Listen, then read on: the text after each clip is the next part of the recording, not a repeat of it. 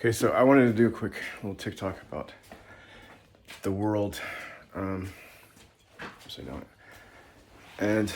how it was like science, how it was before the flood of Noah. Little Noah's Ark with little wooden animals. This is like pre-Lego. Lego was made wooden toys. Okay, so before, like when God made the earth, it was perfect. Apparently it had a canopy over it, right? But I think if we look out in space, science, I have to rely heavily on science because that's the building blocks that God made the universe. I'm a mechanic. I work on my vehicles. I have mechanic training, some electronic also, I have a diverse skill set.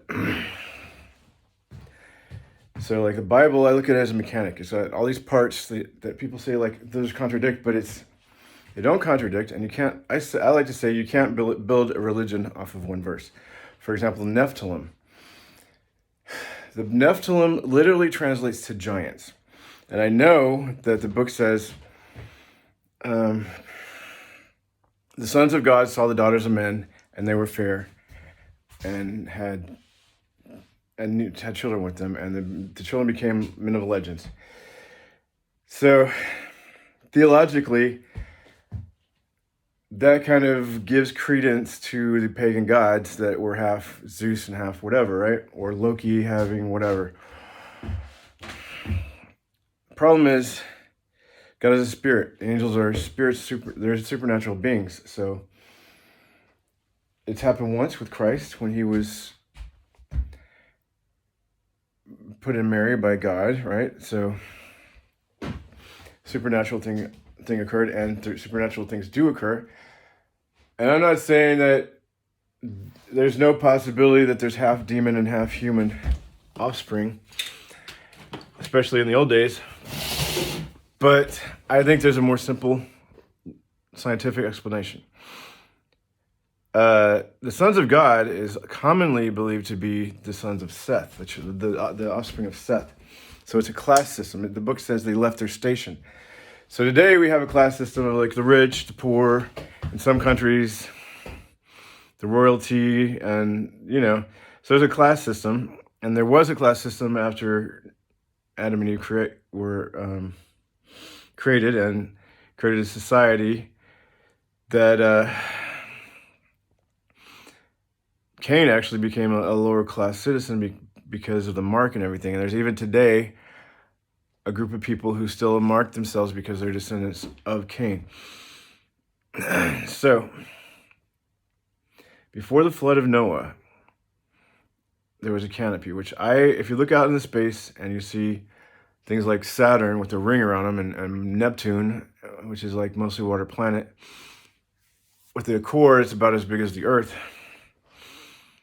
And look at the science. Like out there is the parts that we need to put together. The blueprints, the book of instructions, like the Chilton Guide. A Chilton Guide is a book that aftermarket people made to help people work on their cars, do automotive repair. So I look at the book as kind of a Chilton's guide to life, to supernatural and the natural world. I mean, a lot of people are healed supernaturally because at your core, you're a spirit. And the supernatural, when you're healed and whole, it can also heal your physical body if that's the Lord's will. And the only thing it takes to make that happen is faith, and it's faith in God, the one true God. Apparently, also, miracles can be copied and faked, or I don't know. So, for example, when Moses threw down his staff and became a serpent, and later he came back for the same trick, but Pharaoh's magicians also did it. But it's a little bit, with me, it's a little bit strange with the physics because it proves it's supernatural. Because the serpent, Moses' staff serpent, ate all the other serpents and then turned back into a staff. So you got all this matter that it consumed and then turned back into a staff. So not only is the transmogrification, but also the matter that was there is gone. So where did it go? Obviously supernatural. So I personally do not believe that Zeus created offsprings like Perseus and Hercules. I do believe they were men of legend. And there's a guy, a Christian guy, that has some really good scientific arguments for creation of the universe and God and all of this. But where he goes wrong, in my opinion, is when he starts going off on his theology. And it's like, to me, you should stick with what you're good at. I'm a mechanic, artist. I was raised in church, and my dad's a pastor, so was a pastor. He died, but I know the Bible, and I like to put it together like, you know, a mechanic. So before the flood, the earth most likely had more water around it. The earth was perfect. God said it was perfect. The Bible says it was perfect. So it's perfect. Perfect. So there were probably no storms. We know there was no weather because to water the plants, well, not weather like we have it now. And there was no, before the flood, there was no rainbow. So obviously weather was different. And there was no storms like we have now. That's part of the pangs of the earth. Like the earth suffers now because of our fall and our sin. But back then, the water would come up and water the plants and go back down. So I guess that had more to do with the tide than it had to do with the weather and rain. So the earth had this big canopy, which if you look at Saturn, Saturn has a ring of water ice crystals, right, around it. Now, if you're on the surface of Saturn, which is mostly clouds, but if you could sit on the surface of Saturn with a clear sky like you can on Earth and look up, you're going to see a canopy going over your head, which if you don't know that the Earth is a ball, you know, and you're sitting under this thing going over your head, that's going to look like to you a canopy, right? You would call that a canopy, right? I would. I don't know. This is just my opinion, and it fits the science. And we can see in our own solar system this science. So God made the earth perfect. It had more water in the atmosphere, more CO2 gases, more carbon and stuff in the atmosphere. So it screened our earth, and we might have been even a little bit further away or differently positioned in the solar system. It's still in the Goldilocks zone, but so the book says people lived a lot longer. So if you're being screened from the solar radiation, then you're not going to have your cells degenerate as fast. Because if you look at like someone exposed to radiation, like atomic radiation, like nuclear radiation, they go through an accelerated aging process. They're like, their hair starts falling out, you know, it's just, so like the sun, as much as we need it, and it gives us life and health, is killing us. So the flood happened, and the book says the waters under the earth came up and the waters above the earth came down. So it was a massive flood. And we have fossil evidence of giants before the flood. We have giant sloth, we have giant turtles, we have giant sharks, Megalodon, and obviously dinosaurs were also giant creatures. But we still have some creatures that we call dragons, because clearly dinosaurs were called dragons because the word dinosaur didn't come up until something like the 1600s or so. It's a fairly recent term. But anyway, human nature, I think that what led to the extinction is not millions of years, but rather humans hunting them to extinction, as we have the legends that tell us. You know, it's like there's a little bit of truth to a lot of the stories that we know, and if you have the context. So anyway, point I'm making is, here's the earth, right? The earth had more water, filtered the solar radiation, so creatures and humans could get really big, and that's where we got the giants. And we had not only giants of humans, but also other animals, which we still have the proof of. And people say there are proof of the giants because we have skulls in the Smithsonian that they put away, apparently because people don't like proof of the Bible.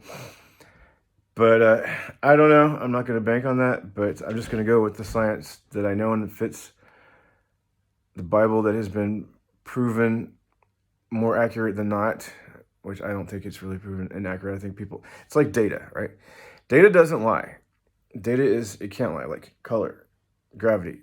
It's just doesn't have an opinion. But how you interpret the data, so for example, is the Earth flat or round? We have the same data. Flat earthers and round earthers have the same data. They're just interpreting it differently. So clearly one interpretation, maybe even many interpretations of the data are wrong. So then you get the whole philosophical, what is truth? So my point is, Nephtilim, we're not supernatural beings that are half alien, half whatever. Because there's a whole technology worship where people think that technology and power can do anything, like Star Trek, which is just nonsense. Because the science does not support that, you know. But supernatural, even the supernatural has limits because God gave us our free will and put us in the confines of this natural universe. But he does interact because we're supernatural beings. He is a supernatural being, and he created time, space, and matter. So he operates within the laws that work, right? If like I have an aquarium in there, and if I change it or something happens to that, then these animals will die. The little fish will die. And the earth is not unlike that, in that it's kind of like the little goldfish bowl that God created and put us in this big universe, which he may have done other ones in the universe. We don't know. But I believe that if he did, he would have told us. Or we just don't need to know right now. Maybe we'll find out later. I'm not going to say... I mean, statistically, yeah, it could be. Statistically. But also statistically, there could not be. There might not be. So it's like statistics can argue any point you want if you know how to manipulate the numbers. That's how people get tax breaks or take advantage of tax system, tax deductions, whatever. Okay, so... I do not deny the existence of supernatural. I believe in it fully. I've had some supernatural experiences myself, and my father also. I've seen things. But with the giants, the Nephtilim, my brother is a pastor, and he doesn't even, you know, it's kind of like following the whole UFO thing. It's like, man, there's more lies and hoax than reality. And there's more people have seen more supernatural beings like angels than they have seen aliens, and they just don't want to admit that it's angels or demons, you know? It's alien to our natural universe, but people just want to believe in other things and other planets. And the problem is, it gives credence to other false religions, like